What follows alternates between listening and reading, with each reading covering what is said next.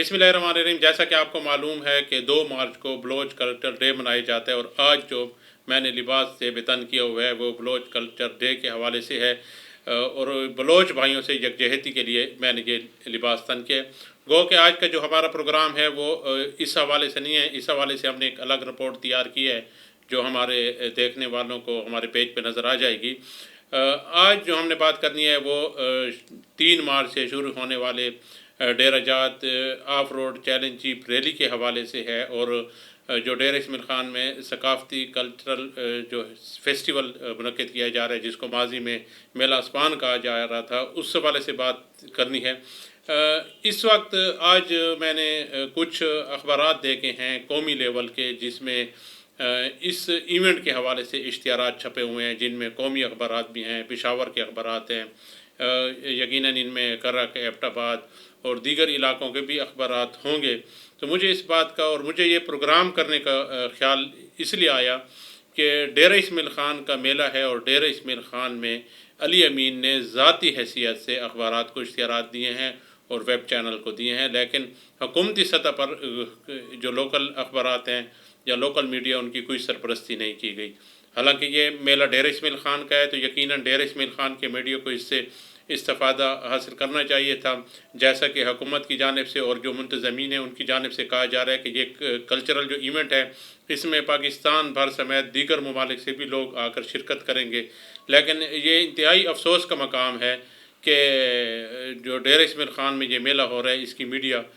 Coverage کے لیے اور جو میڈیا پہ کوریج کی جا رہی ہے، جو حکومت کی جانب سے اشتہارات جاری کیے گئے ہیں، وہ باہر کے اخبارات ہیں، اور وہ چند اخبارات ہیں جو ڈیرہ اسماعیل خان میں آتے ہیں، یا بعض تو ایسے اخبارات بھی ہیں جو ڈیرہ اسماعیل خان میں نہیں آتے۔ ایک تو ہم نے حکومت اور جو علی امین گنڈاپور ہیں اور ان کے بھائی فیصل امین جو وزیر بلدیات ہیں، اور اب تو ان کے ایک بھائی تحصیل ناظم عمر امین گنڈاپور بھی ہیں، ان تک اپنے معروضات جو ہیں وہ گوش گزار کرنے تھے کہ ان کے نوٹس میں ہو کہ جیسا کہ آپ لوگ کہہ رہے تھے کہ یہ میلہ منعقد ہوگا تو اس سے بزنس آئے گا اور لوگوں کو بھی فائدہ ہوگا۔ پہلے تو یہ جو بزنس دیا گیا ہے میلہ منعقد ہونے سے پہلے اخبارات کو، اس میں ڈیرہ اسماعیل خان کے لوکل میڈیا کو نظر انداز کیا گیا ہے۔ گو کہ علی امین ذاتی طور پر لوکل میڈیا کو اوبلائج بھی کرتے ہیں، ان کو اشتہارات بھی دیتے ہیں، اور اب بھی جو لوکل اخبارات اور جو ویب چینلز پہ اشتہارات چل رہے ہیں وہ علی امین گنڈاپور نے ذاتی حیثیت سے دیے ہیں۔ ایک تو یہ بات ہے کہ جب حکومتی سطح پر پالیسی بنائی جائے تو اس میں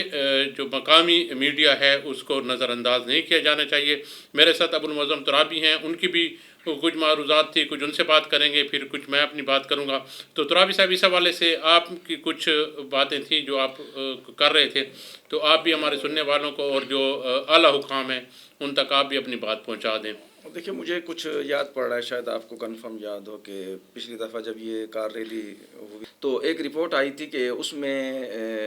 غالباً یہ بتایا گیا تھا کہ کار جیپ ریلی کی وجہ سے ڈیرہ اسماعیل خان میں 2 ارب روپے کا بزنس ہوا ہے۔ تو اس 2 ارب روپے کو بتایا گیا کہ یہ یہاں کے لوگوں کے پاس آیا اور یہاں کے لوگوں کا کاروبار ہوا ہے، جس میں مختلف جو لوگ ہیں، مزدوری سے لے کے کاروبار کرنے والے، تجارت کرنے والے، وہ سب نے استفادہ کیا ہے، اور ان کے درمیان بہت سارے لوگوں نے استفادہ کیا ہے۔ تو یہ مقام فکر ہے کہ اگر ڈیرہ اسماعیل خان میں ریلی ہے، ڈیرہ اسماعیل خان کا میلہ ہے، تو یہاں کے اگر ڈیرہ اسماعیل خان کے لوگوں کو فائدہ دینا ہے تو اگر پشاور کے جو لوگ ہیں وہ اختیار رکھتے ہیں، اسلام آباد کے لوگ پشاور، ہیں کرہ، وہ کوہاٹ، اختیار ایبٹ رکھتے آباد، ہیں، جی ہاں، تو اس کا مطلب یہ نہیں ہے کہ جی وہ پشاور والے فیصلہ کریں، اسلام آباد والے فیصلہ کریں، کہ ڈیرہ اسماعیل خان میں بھی میڈیا جو ہے وہ پشاور سے آئے گا، میڈیا جو اسلام آباد سے آئے گا، تو اور اسی طرح پھر تو آپ پورا جو یہ کاروباری بازار جو ہے وہ بھی پشاور سے، اسلام آباد سے لا کے یہاں لگا دیں گے اور کہیں گے یہاں کے لوگوں کو اسٹال لگانے کی اجازت نہیں ہوگی، وہاں کے لوگ آئیں گے اور وہ کاروبار کریں گے۔ تو یہ تو ایک بڑے عجیب سی سوچ ہے کہ آپ جو اسلام آباد ہے، پشاور ہے، وہاں کے اخبارات کو آپ بزنس دے رہے ہیں، وہاں کے میڈیا کو فائدہ دے رہے ہیں، اور یہاں جو ڈی آئی خان کا آپ کا میڈیا ہے، ڈی آئی خان کا میلہ ہے، ڈی آئی خان میں یہ فیسٹیول ہونے جا رہا ہے، تو یہاں کے لوگوں کو اگر آپ نظر انداز کر رہے ہیں، یہاں کے میڈیا کو نظر انداز کر رہے ہیں، تو یہ بہت بڑی زیادتی ہے۔ تو یہ ایسا نہیں ہونا چاہیے۔ اس حوالے سے وفاقی وزیر علی امین کو بھی، صوبائی وزیر فیصل امین کو بھی ضرور. اور اس کے ساتھ ہی سٹی میئر عمر امین خان گنڈپور کو بھی یہ سوچنا چاہیے کہ کیا یہ اسلام آباد کا پشاور کا ہی اختیار ہے کہ وہ فیصلے کریں، اور ڈیرہ اسماعیل خان کا جو فیسٹیول ہے وہ اس کا جو بزنس ہے وہ اگر میڈیا کے فنڈ ہیں تو وہ اسلام آباد اور پشاور جائیں، اور باقی آپ پھر دعویٰ کریں کہ یہ یہاں سارا جو فنڈ ہے وہ لوگوں کے لیے کاروبار ہے اور یہ ساری جو سرگرمیاں ہوتی ہیں تو لوگوں کو فائدہ ہوتا ہے. جی بالکل، جیسا کہ آپ نے کہا کہ سارا فنڈ تو جو میڈیا کے حوالے سے تھا، اور اس وقت آپ نے دیکھا کہ ڈیرہ اسماعیل خان میں جو اخباری صنعت ہے وہ بھی انتہائی زبوں کا شکار ہے. کوئی 23 24 25 اخبارات ہیں جن کے پاس ڈکلریشن ہے، لیکن ملکی حالات اور مہنگائی کی وجہ سے اور ڈالر کی قیمت میں اضافے کی وجہ سے اور اخباری مٹیریل میں اضافے کی وجہ سے یہ اخبارات جو ہیں یہ تقریباً ان میں اخبار بند ہوتے جا رہے ہیں، اور چند ایک اخبار جو ہیں وہ ریگولر نکل رہے ہیں. اس میں حکومتی پالیسیاں بھی شامل ہیں، حکومت کی جانب سے اخبارات پر ٹیکسز بھی لگائے گئے ہیں اور ان پہ اخبارات پہ رجسٹریشن فیس بھی لاگو کی گئی ہے. تو ایسی صورتحال میں اخبار کیسے سروائیو کر سکتے ہیں؟ تو یہ ایونٹ ہوتے ہیں، یہ موقع ہوتے ہیں. اور علی امین گنڈپور جب منسٹر نہیں بنے تھے تو وہ ایونٹ کے موقع پر مقامی میڈیا کو ہمیشہ یاد رکھتے تھے. لیکن اب چونکہ ایک بہت بڑا ایونٹ ہو رہا ہے جس کے لیے لاکھوں روپے مختص کیے گئے ہیں، مقامی اخبارات کو انہوں نے ذاتی حیثیت میں تو دیا. مقامی اخبارات اور جو مقامی میڈیا وہ ان سے گلہ مند تو نہیں ہے، لیکن حکومتی سطح پر